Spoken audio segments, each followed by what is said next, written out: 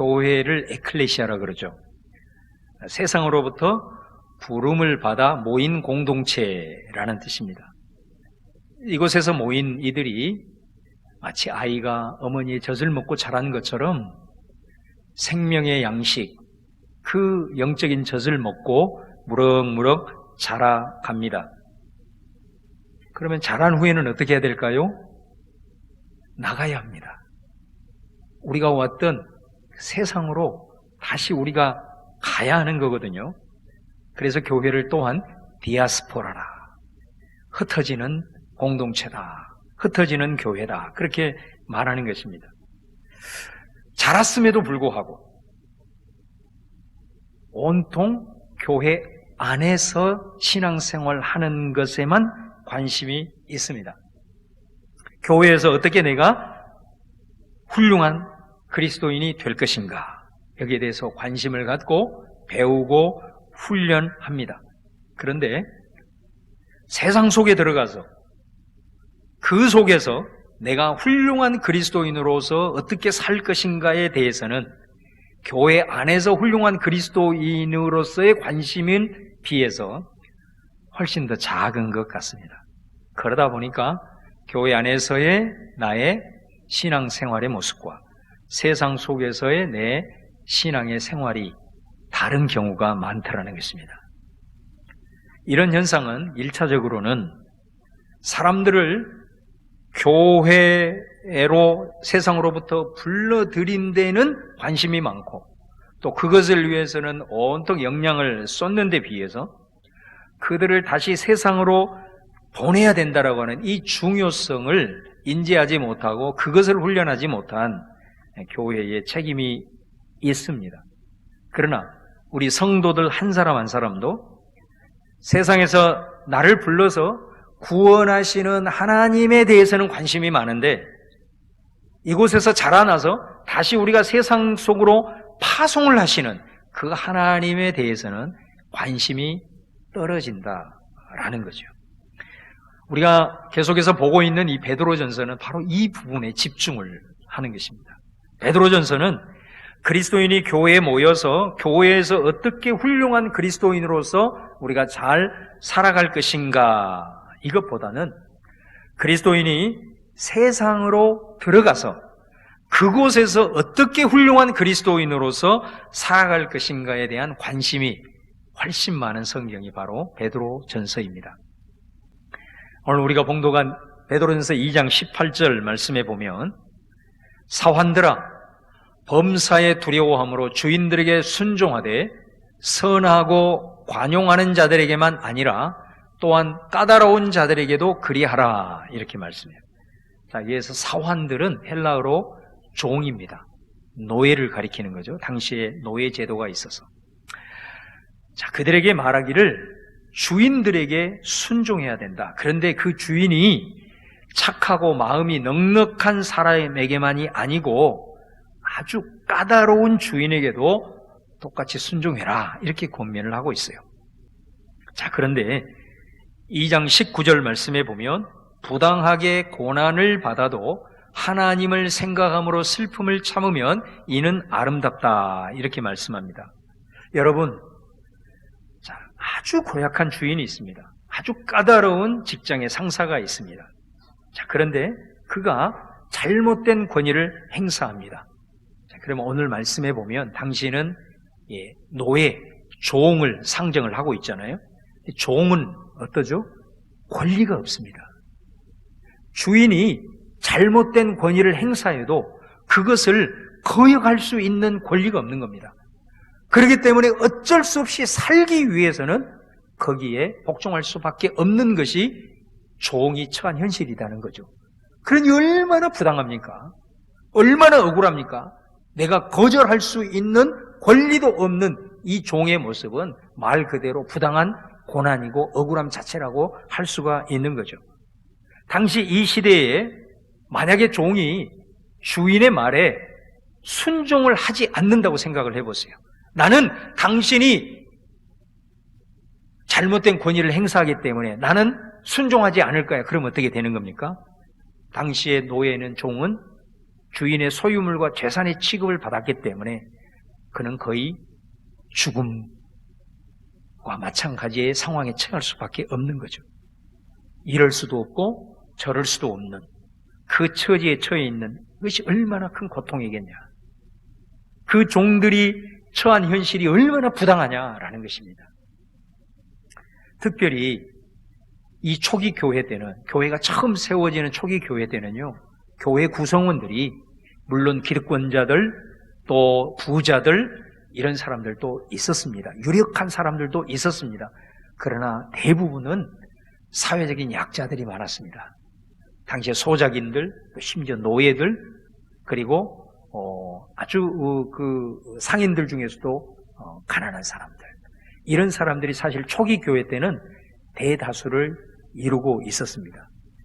그렇기 때문에 베드로전서의 이 말씀을 서신으로 받는 그 공동체 역시도 대다수의 그리스도인들이 이런 현실에 처해 있는 경우가 많았다는 거예요.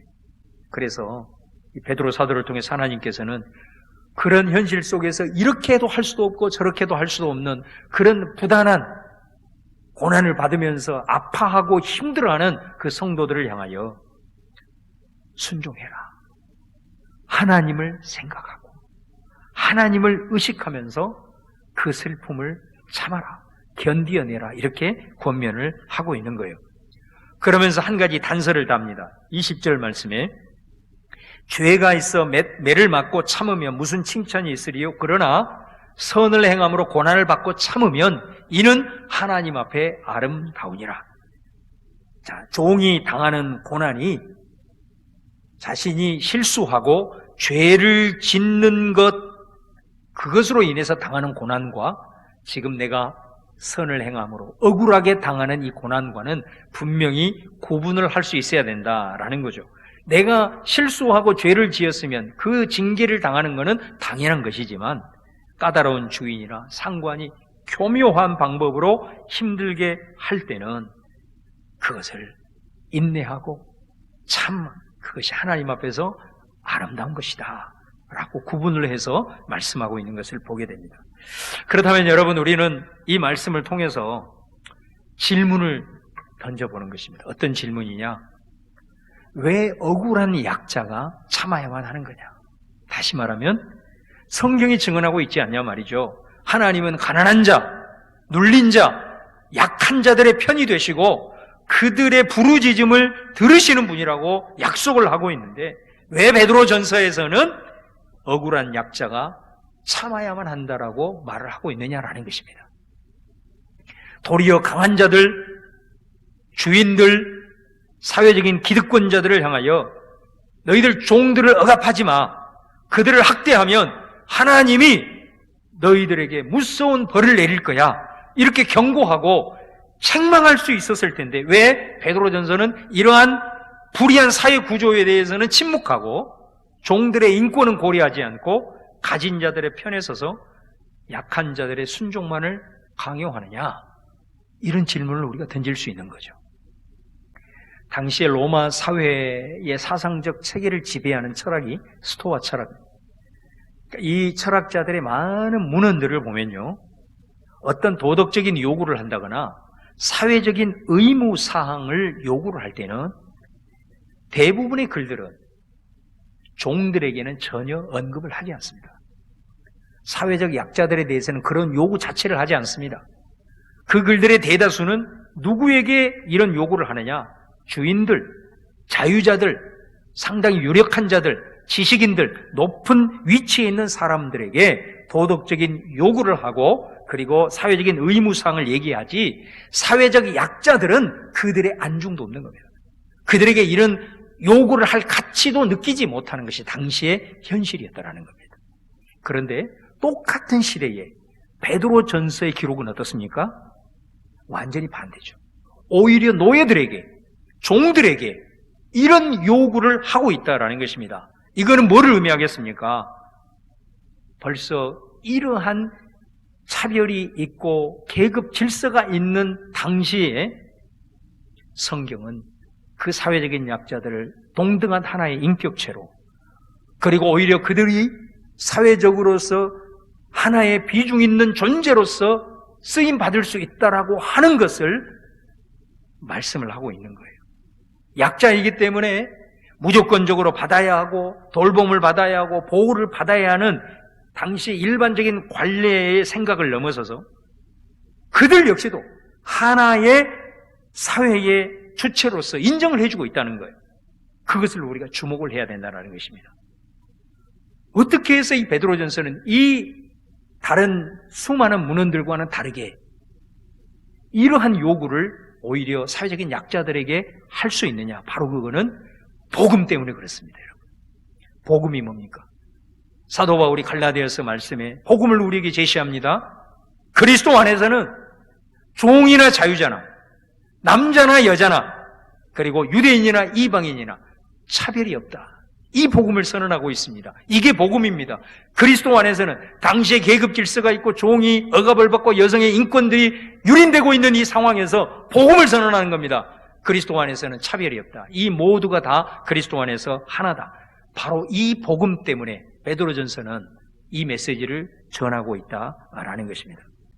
여기에 멈추지 않고 오늘 말씀에 보면 왜 까다로운 주인이나 이런 잘못된 권위를 행사하는 기득권자들에게 책망하고 경고하고 이런 것이 아니라 오히려 억울함을 당하고 있는 약자들에게 그런 상황에서 너희들은 참아라, 하나님을 생각하고 참아라 이렇게 권면을 하는가?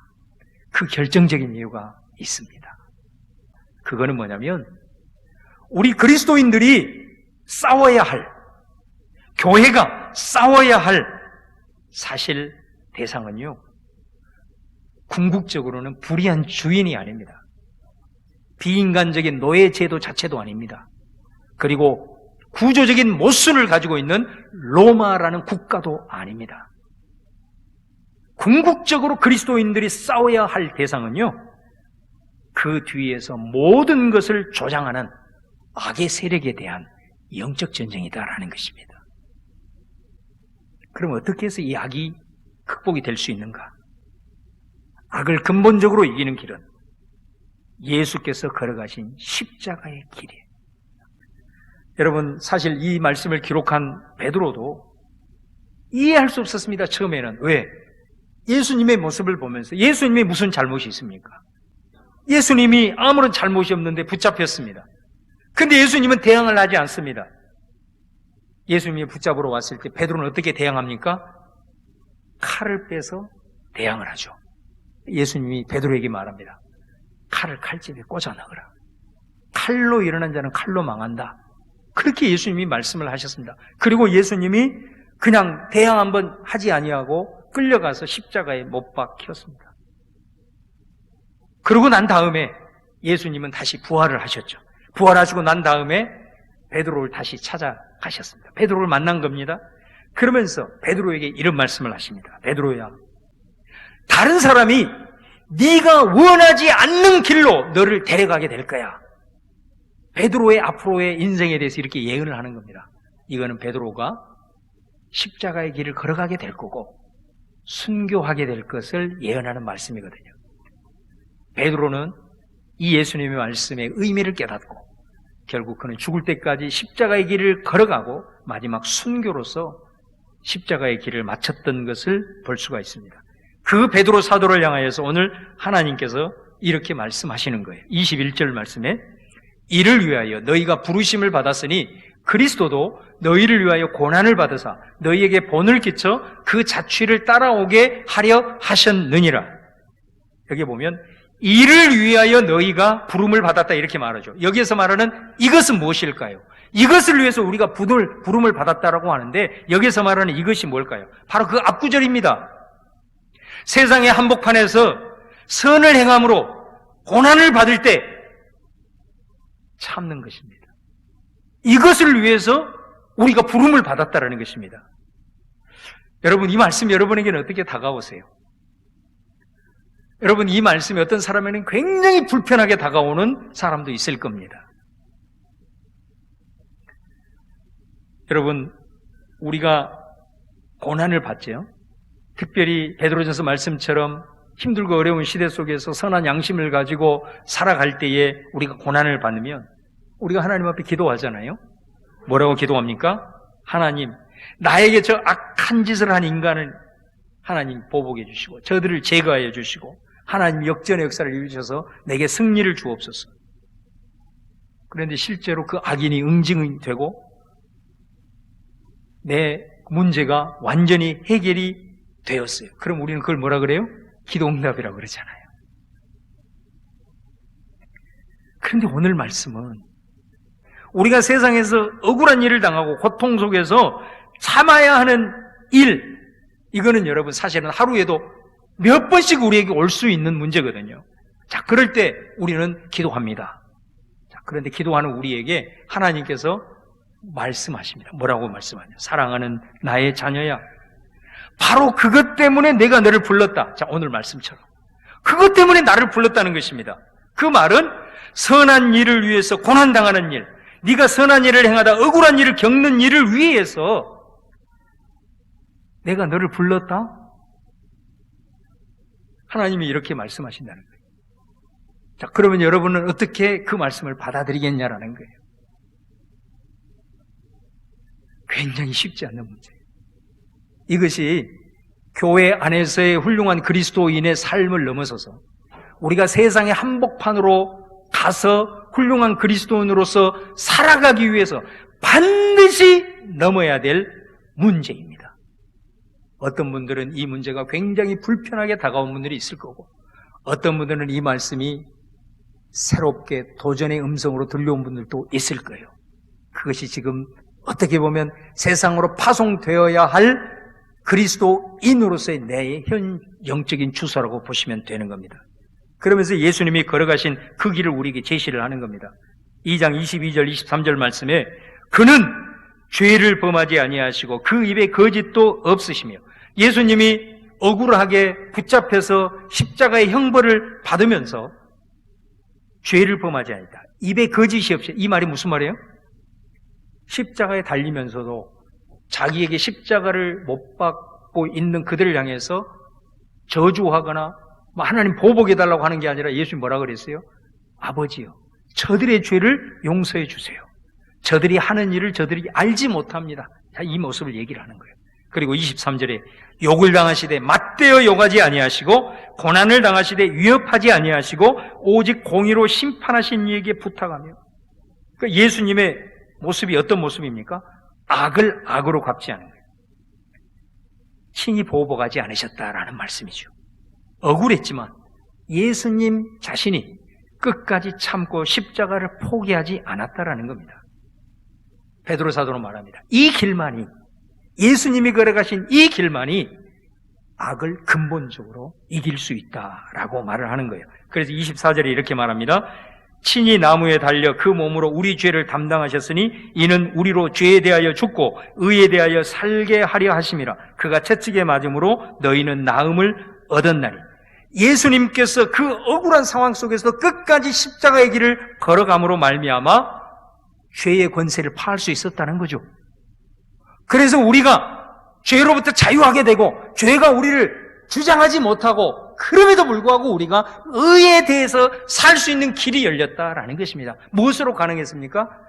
예수 그리스도께서 그 십자가의 길을 포기하지 아니하고 참음으로 그 길을 걸어감으로 말미암아 이 죄의 권세를 무너뜨릴 수 있었고 우리로 하여금 의의 길을 걸어갈 수 있는 역사를 이루었다라고 말씀을 하는 것입니다.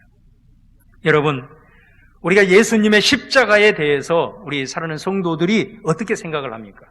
일반적으로 그 십자가의 은혜가 바로 나를 위한 것이었음을 우리가 기억하고 또 그것이 생각날 때마다 하나님 앞에 감사 올려드리잖아요. 그렇잖아요. 십자가가 나를 위한 것이었잖아요. 자, 그런데요, 그 예수님이 걸어가신 십자가의 길이 내가 따라가야 할 길이라는 것에 대해서는 많은 그리스도인들이 주저한다는 사실입니다. 그 십자가가 나를 위한 사건이었다는 것에 대해서 은혜 받으면서 감격의 눈물을 흘리지만 내가 그 십자가의 길을 따라가야 하는 것에 대해서는 많은 사람들이 주저하더라는 것입니다. 그런데 여러분, 예수님의 십자가의 길은 무엇입니까? 나를 위해서 하늘로부터 오신 길이지만 동시에 내가 하나님을 향하여 걸어가야 할 또 길이라는 사실을 우리가 반드시 기억해야 된다는 사실입니다. 여러분, 오늘 말씀을 마무리하면서 고린도전서 7장 22절 23절 말씀을 봉독하겠습니다. 제가 한번 봉독해 드리겠습니다. 주 안에서 부르심을 받은 자는 종이라도 주께 속한 자유인이요 또 그와 같이 자유인으로 있을 때에 부르심을 받은 자는 그리스도의 종이니라. 너희는 값으로 사신 것이니 사람들의 종이 되지 말라. 자, 여기 보면 우리는 종이라고 얘기합니다. 종은 약한 존재입니다. 약한 종에게 하나님께서는 예수 그리스도를 주셨습니다. 그래서 예수 그리스도로 말미암아 우리가 자유인이 되었습니다. 그 말은 무슨 말이냐면 예수 그리스도로 말미암아 우리는 약한 존재지만 강한 자가 되었다라는 것입니다. 예수님을 통해서 우리는 자유인이고 강자가 되었습니다. 그렇기 때문에 우리는 십자가의 길을 걸어갈 수가 있는 겁니다. 약한 사람에게는 십자가는 한없이 부끄러운 것입니다. 약한 사람에게는 십자가는 수치입니다. 그리고 그것은 억울함 자체입니다. 그래서 십자가의 길을 못 걸어갑니다. 그러나 예수의 십자가를 은혜로 받은 사람은 겉으로 봤을 때는 내 현실은 종과 같이 약한 존재이지만 우리는 그리스도로 말미암은 이미 강자이기 때문에 우리는 십자가의 길을 당당하게 선택하고 걸어갈 수가 있다는 겁니다. 여러분은 어떻습니까? 베드로전서는 말합니다. 이 세상의 악을 이길 수 있는 길은 예수의 십자가의 길을 걸어가는 것뿐이라고 말해요.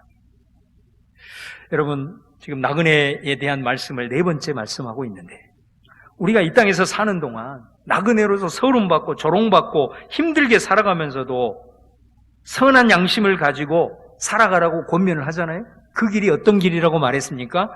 첫 번째는 세속사회 시민으로서 법을 잘 지켜라, 그 말씀을 드렸죠. 두 번째는 자유인으로서 세상 사람들에게 절대로 무례하게 행해서는 안 된다. 예의 바르게 행동해라, 그 말씀을 지난 시간에 드렸습니다. 오늘 세 번째 말씀은 선을 행함으로 억울한 일을 당할 때 악으로 보복하기보다는 꿋꿋이 버텨라. 예수님께서 십자가의 길을 걸어가신 것처럼 그 길을 너도 걸어가라. 그럴 때만이 이 세상의 악은 그것으로 인해서 이길 수 있고 극복될 수 있다라고 말씀합니다. 여러분, 이렇게 할 수 있는 것은 약한 사람은 절대 못합니다. 강한 사람만이 할 수 있습니다.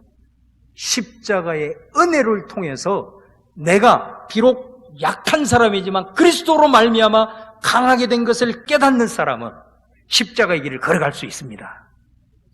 그리고 이것은 세상 사람들이 따라올 수 없고 흉내낼 수 없는 그리스도인의 구별된 삶입니다. 제가 말씀드렸잖아요. 그리스도인이 세상 사람들과 뭐로 구별이 됩니까? 내가 죄를 덜 짓고 더 짓고 그거 가지고는 구별을 할 수도 없고 불가능한 겁니다. 무엇입니까? 세상 사람들이 따라올 수 없고 세상 사람들이 흉내낼 수 없는 그것이 뭡니까? 그것이 십자가의 길이라는 거죠. 여러분이 지금까지 교회 안에서 내가 훌륭한 그리스도인으로 살아야지, 이게 아니라 정말로 베드로 전서의 말씀처럼 이제는 세상 속에서 훌륭한 그리스도인으로 살아가리라는 그런 비전을 가지고 살아갈 때 오늘 이 말씀을 꼭 기억하셔야 됩니다. 나는 세상 속에 살아가면서 십자가의 길에 선택할 수 있는 상황에서 과연 몇 번을 선택하고 살아오고 있는가? 이거를 한번 생각해 보면서 오늘 이 세상에 흉용해 있는 이 악의 모습들을 우리가 원망하고 탓하는 것이 아니라 그리스도인 한 사람 한 사람부터 시작해서 이 악을 이기고 소멸시킬 수 있는 길은 예수 그리스도의 십자가의 길을 걸어가는 것이라는 것을 기억하면서 때로는 그 십자가의 길이 희생이고 손해이지만 그러나 그 길을 한 번 선택하고 또 한 번 선택하며 나갈 때에 바로 그곳에 하나님의 나라가 임하고 모든 악들이 극복되어지기 시작하는 하나님의 뜻이 이루어지게 된다는 것입니다. 오늘 그리스도로 인하여서 우리가 강자가 된 우리가 더 이상 십자가를 부끄러워하고 수치스러워하고 그것이 억울한 길이라고 내밀어버리는 그런 모습이 아니기를 바라면서 최후의 승리 얻을 때까지 십자가의 길을 끝까지 포기하지 아니하고 날이 갈수록 한 번 더 선택하고 한 번 더 선택하는 그런 삶의 과정을 통해서 하나님이 기뻐 받으시는 그런 아름다운 우리의 삶이 될 수 있기를 주님의 이름으로 축원합니다.